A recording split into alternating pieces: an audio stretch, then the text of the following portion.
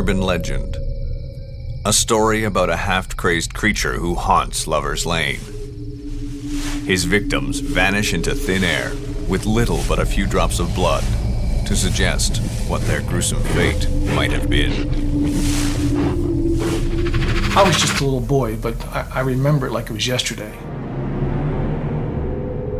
I woke up one night because something was scraping at the window. I looked up and there was this thing staring into the window at me, scraping at the glass. I screamed. Dad!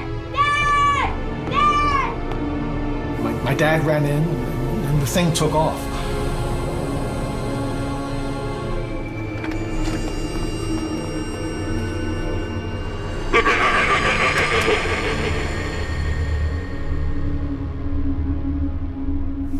He went after it, but it was gone.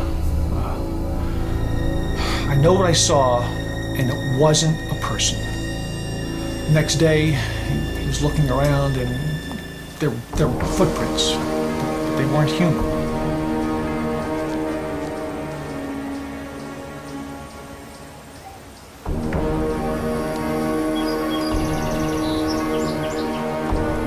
It was like a horse had been walking through a yard. Hoof prints. My dad didn't scare easy. I mean, he was a Korean War vet who won the Bronze Star. But this thing scared the hell out of him. That really terrified me. The Goat Man is real. I believe he's real. Lots of people believe he's real. And if you don't believe he's real, come out to Prince George's County, stroll down Lover's Lane at night, and see for yourself.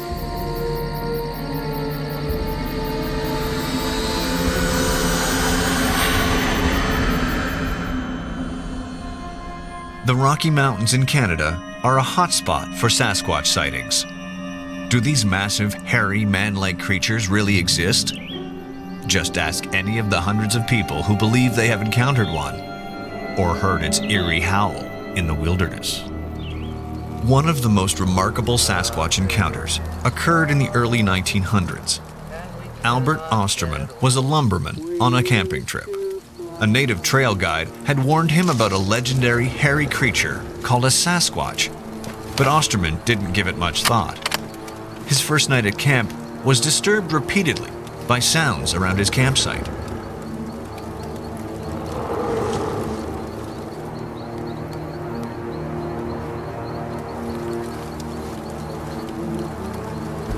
Osterman assumed it was just wildlife and eventually ignored it.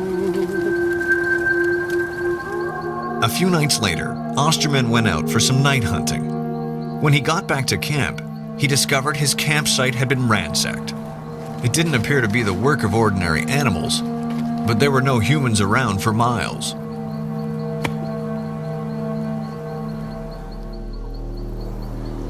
Shortly afterward, he discovered just what had been stalking his campsite.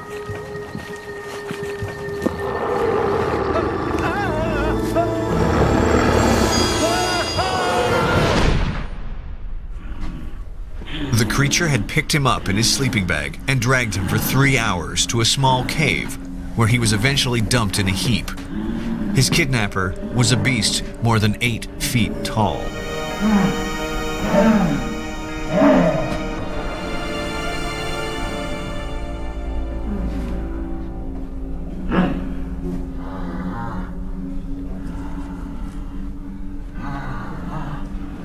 When Osterman regained consciousness, he discovered he had not just one captor, but an entire colony of the giant hairy creatures. It's all right. Osterman tried to flee, but his kidnapper would not allow him to escape, standing guard over him and the entire lair. The terrified man was never harmed by these creatures. They seemed more curious than threatening, even sharing their food with Osterman, who by now was hungry enough to accept.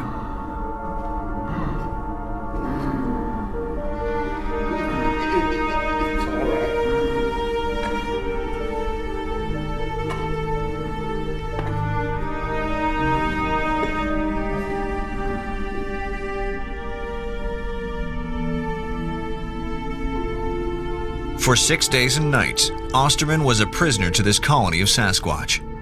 Then Osterman thought of an escape plan. Wait. Look. Look.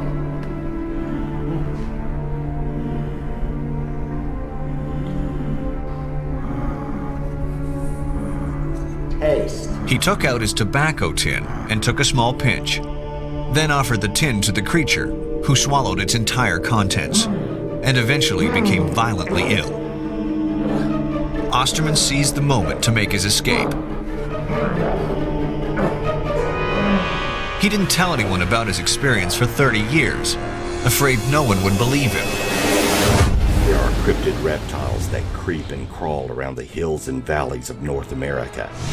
One such reptile is the lizard man of Lee County, a reptilian humanoid which is said to inhabit areas of swampland in and around Lee County, South Carolina, along with the sewers and abandoned subways and towns near the swamp.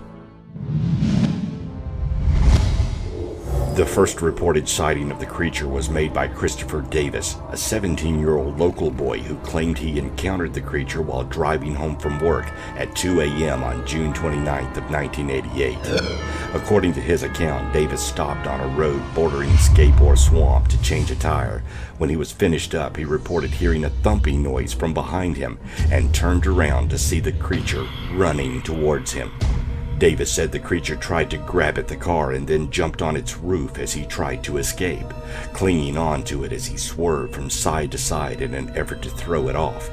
After he returned home, Davis's side view mirror was found to be badly damaged, and scratch marks were found on the car's roof, though there were no other physical evidence of his encounter.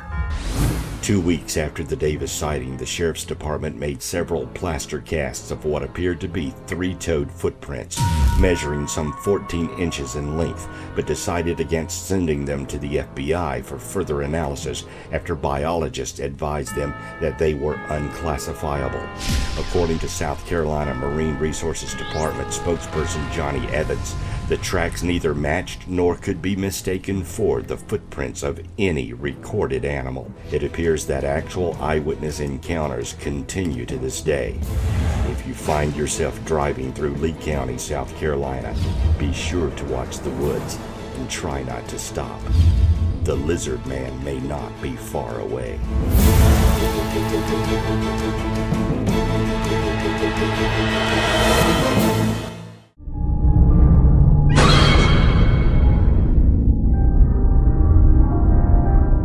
One of the most famous stories from the Great Dismal Swamp is one that's been passed down as an Indian legend for hundreds of years. It's about a young maiden and a young brave who were to be married. Everyone was looking forward to this wedding because it was the perfect union. Before the wedding date, however, the young maiden became ill and she died. So when it came time for wedding day, the tribe instead had a funeral. The maiden was taken out near one of her favorite spots where she could overlook the lake of the Dismal Swamp. Later, the brave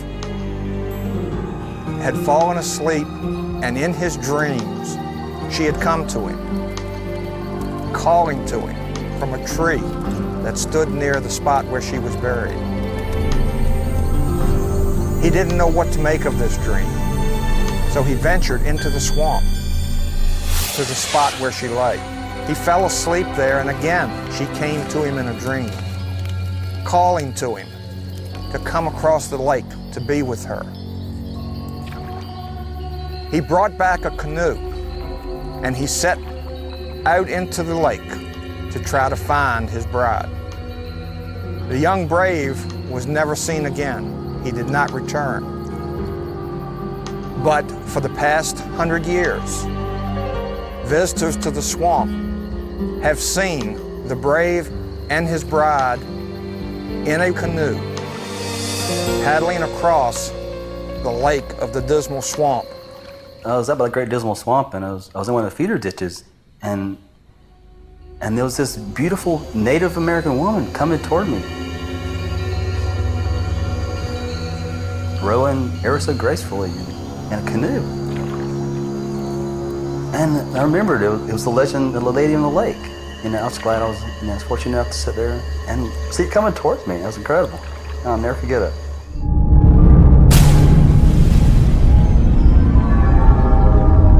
Ogopogo is one such lake monster, said to live in the Okanagan Lake in British Columbia.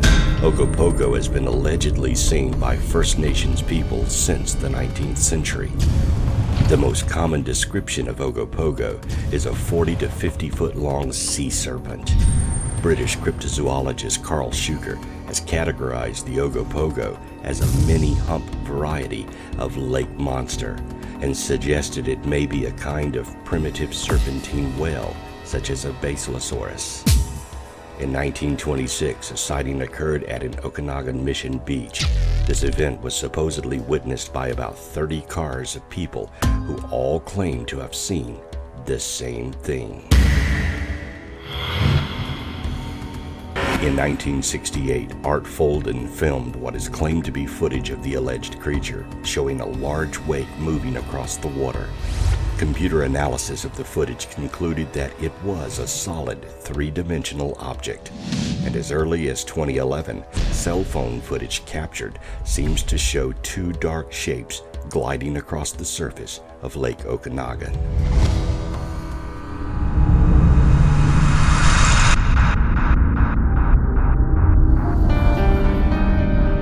So I was working nights at the time, and I didn't get off work until about 3 a.m. that night.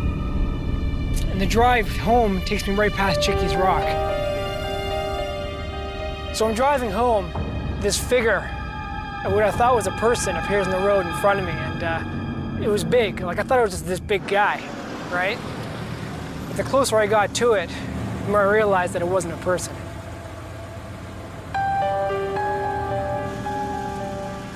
With this thing, you could tell it wasn't an animal, right? The glow in his eyes seemed to come from within. I just slammed the horn down, and I look up, and it's gone.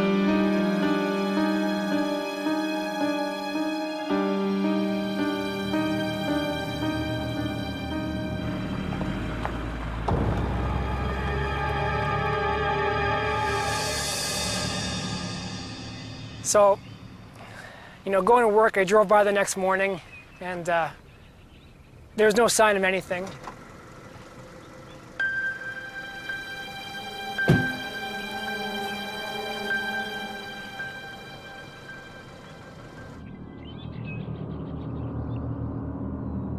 About 2 weeks later, I'm driving and I'm listening to one of those call-in talk radio shows, and I hear this woman describing the exact same thing I experienced. Tell us about your experience. This place called Chickies Rock, and it's actually right around here. I saw something come towards me, and if I described it, you probably wouldn't believe me, but it was really big, and it had these eyes that were, they almost glowed. So I called the DJ, and I begged this guy to give her my number. Yes, I need you to put me through to the DJ. I'd called into that radio show mostly because I needed to tell somebody my experience. I was driving down the road near the rock when my car stalled. It just died out of nowhere. It was freezing, and I was pretty angry because I had just gotten my car back from the shop the day before.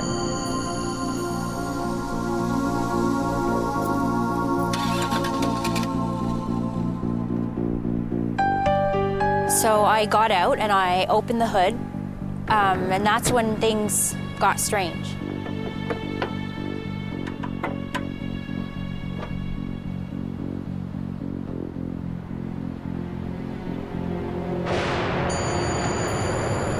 I saw something out in the tree line, and it was making its way towards me. It was big, and its eyes seemed to glow in the dark. And as I got closer, I could see that it was covered with hair, but it was walking like a man. I was terrified, and finally I couldn't take it anymore, and so I slammed the hood down, and I tried to scare it. When I looked up, that thing was gone, as if it had never been there. The other strange thing is my car started right up, but I didn't stay to think about things. I just had to get out of there. I've heard people say that that rock is some kind of gateway that lets creatures from some other reality or dimension cross over to this side. But if that's what that other dimension has, well, I hope they stay where they are, because I never want to see that thing again. Beacon Hill Park in Victoria, British Columbia is famous for its tranquil beauty. But it is also known as the setting for one of the strangest paranormal events ever documented. In the early 80s, my wife and I used to get up early in the morning and go jogging in the park. Our regular route took us past this rocky area. We saw a woman there. She seemed to be holding her body in some type of yoga position. She was slim, had blonde hair, and she always had on the same clothes every time we saw her. She had a black top and white pants.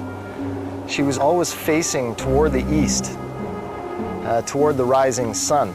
And she always had her body in the same position. Her feet were apart, and she had her arms stretched high over her head. Her head was always slightly tilted back, and here's the really strange part. Her mouth was wide open as though she were screaming, but of course there wasn't any sound. I worked at Beacon Hill Park from about 1979 when I was a student at university, and I do remember seeing this woman several times. It was only afterwards I realized I never saw her enter the park or leave the rock. I only saw her standing on the rock, always in the early morning and always in the same pose. We were working at the park as part of the groundskeeping crew. One of the jobs was to walk the park, pick up litter, just make sure the park was clean. We work in teams. We were behind the rock, and there was a lot of leaves all bunched up in this one area. I thought I saw an old shoe, so I went over to clear the leaves and pick up the shoe. And that's when I realized there was something wrong. He called over to me. I had a radio, so we radioed in and got the authorities at the park to call the police. The police came and we showed them the spot. They were there for a long time, and we, of course, had to wait around to answer questions. So we were there when they took out the body. I couldn't believe what I saw. This was the body of a woman, and I knew who she was the moment I saw her. It was the woman I had seen when I worked mornings, the woman standing on the rock. But something struck me as really odd.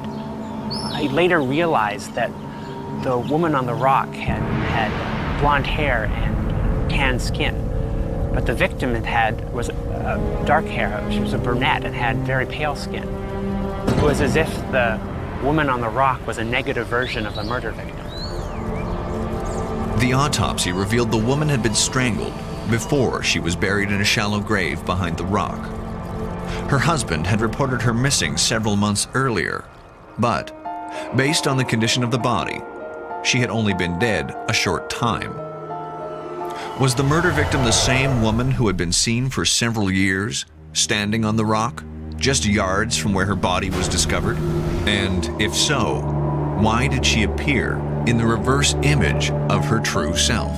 About 6 weeks after we heard about the murder, my wife and I were out jogging in the park on our regular route when we were stopped dead in our tracks. Up on the rock was the woman again, standing in the same position, her feet apart, arms above her head tilted back, and her mouth open as though she were screaming. And if that isn't enough to stand up the hair on your body, she looked as she did exactly in real life. She had black hair and a pale complexion. She was wearing a white shirt with black pants. And as we stood there, just really stunned, she disappeared.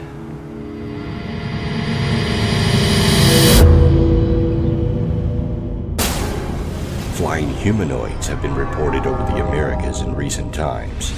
In March 2000, a sudden change in the current UFO sightings reported in Mexico took place when Salvador Guerrero, one of the most respected skywatchers with many hours of UFO videos, had a rare sighting. While doing his regular skywatch on the roof of his home, Guerrero encountered something so bizarre, it's opened an entirely new chapter in the history of Mexican UFO research. At first, Salvador thought the object could be a dark UFO high in the sky, so he started videotaping as usual. When he zoomed in, he couldn't believe what he saw through the viewfinder. It was a dark, solid object which was almost static in the sky, spinning slowly on its axis, featuring what looked to be a human form with arms and legs perfectly visible, giving the impression that it was floating freely in the air. Some months later, in December of that year, Salvador, along with Juan Flores, videotaped another flying humanoid monster in the same place in the sky. Salvador Guerrero's March 2000 flying humanoid sighting signaled the beginning of a series of similar sightings in Mexico, and more reports and videos of these strange flying creatures followed, creating a state of intense interest among Mexican ufologists. A commercial airline pilot from Aero, California reported the sighting of a little flying man who was flying at the same altitude of the airplane before landing. According to the pilot, this flying man had a kind of backpack on his back and was flying freely. The pilot added he saw perfectly well arms and legs. These strange flying men have been seen throughout Mexico and as far north as Texas and California. Many sightings have been well documented on video. Despite the amount of evidence, testimonials, and data gathered in 14 years of research by qualified monster hunters, no one has a clue what these flying creatures are. Mothman is a legendary creature first seen in the Point Pleasant area of West Virginia from November 15th of 1966 to the following year, December 15th. The first newspaper report was published in the Point Pleasant Register, dated November 16th. And on November 12th, 5 men who were digging a grave at a cemetery near Clendenin, West Virginia, claimed to see a man-like figure fly low from the trees over their heads. This would be the first known report of the Mothman. Then, on December 15th, 1967, the Silver Bridge connecting Point Pleasant, West Virginia, and Gallipolis, Ohio, over the Ohio River mysteriously collapsed, sending cars and their occupants plunging into the icy water below. The collapse of the Silver Bridge and the death of 46 people gave rise to legends that the Mothman sightings and the bridge collapse were connected. Did an alien creature or supernatural beast bring evil to Point Pleasant, West Virginia in the 1960s? Cryptozoologists continue to receive reports of the Mothman to this day. Years ago, there was a young lady that lived on the edge of the swamp. And on her wedding day, her groom-to-be had gone into the swamp to go fishing and bring back the meat for the table for that night after the wedding. It came time for the wedding and the groom did not reappear. And they all became very worried about him. Well, still decked out in her wedding gown, she went into the swamp looking for her husband-to-be. Well, no one ever saw her again, or the groom. But to this day, fishermen who come into the swamp early in the morning will see a lady on the southern shore fishing, decked out in her bright white wedding gown. If they try to approach her by boat, she disappears into a white mist, and the mist hangs over the water. When I first came to the swamp 30-some years ago, it was still a privately owned piece of land before it became a national wildlife refuge. I had the opportunity to meet many of the old-timers here who had hunted and fished for many, many years. And they very often had a lot of interesting stories to tell about the swamp. One night, in the early evening, a good biologist friend of mine came up to my house, and he was obviously very agitated and worried, and he had just been down to the swamp on Washington Ditch. As he rounded the corner to the last little bit to get to the lake, he was rather astonished to see two people walking ahead of him toward the lake. He thought it was very strange because he hadn't passed any cars on the way, and he was coming up on them, of course, to tell them that it was not a good idea to be in here. He noticed that they were wearing very odd clothes, and he described the man as having a fishing pole. So the other very strange thing was that the woman had a dress on, which he found very astonishing because women didn't usually go hiking in their dresses. As he drove up to tell them that they shouldn't be in there or to help them in any way he could, they vanished. As he was telling us this story, I remembered the legend of the fisherman who was lost in the swamp with his bride, and it sounded very much, the description that he gave was of these two people. The very interesting thing was that he never had heard that story or read about that legend in his life, so he had no idea that what he'd actually seen was actually ghosts from an old legend. It was early in the morning. I think it was around 4 a.m. I couldn't sleep that morning, so I just decided to jump into the boat and go down the swamp and throw a few lines in and see if I could catch something. Went out there, and there wasn't a soul in sight.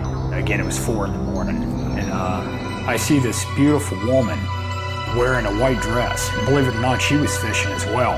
Actually, it looked like a wedding dress. Again, there was no one around us, and I thought it was pretty weird of her being there in a white dress fishing. And she noticed me, she smiled. So, of course, I paddled a little ways past her, and I just happened to look back, and she was gone. Looked around a little bit to see if I can find out where she had went. No signs of movement or anything, and it really freaked me out. One minute she's there, the next minute she's gone. Never forget it. The legend of Boggy Creek told a horrific story of people in Falk, Arkansas, encountering a three-toed monster. The Falk monster, also known as the Southern Sasquatch, is a legendary creature reported near the town of Falk in Miller County, Arkansas during the 1960s. The creature was accused of attacking a local family. Initial sightings of the creature were concentrated in the Jonesville Boggy Creek area, where it was blamed for the destruction of local livestock. Later sightings were made several hundred miles to the north and east of Falk. Various reports between 1971 and 1974 described it as being a large hominid-like creature covered in dark hair. It was estimated to be about 7 feet tall, with a weight of 250 to 300 pounds. A variety of tracks and claw marks have been discovered which are claimed to belong to the creature. One set of footprints reportedly measured 17 inches in length and 7 inches wide, and all reports show that the creature only had 3 toes. Local legend also holds that the creature can be traced back to sightings in 1946. Most early sightings were in the region of Jonesville, and at that time the creature was known as the Jonesville Monster. Many movies have been made about the monster. However, actual sightings have continued to occur since its original appearance in the 1940s. I'm a member of the local search and rescue team, and we had gotten a call that a man had committed suicide up in the wooded area around Chickies Rock. So our team was dispatched to try to retrieve and recover the body. When we got to site, we split up, which is standard operating procedure to try to cover as much ground as possible, as quickly as possible.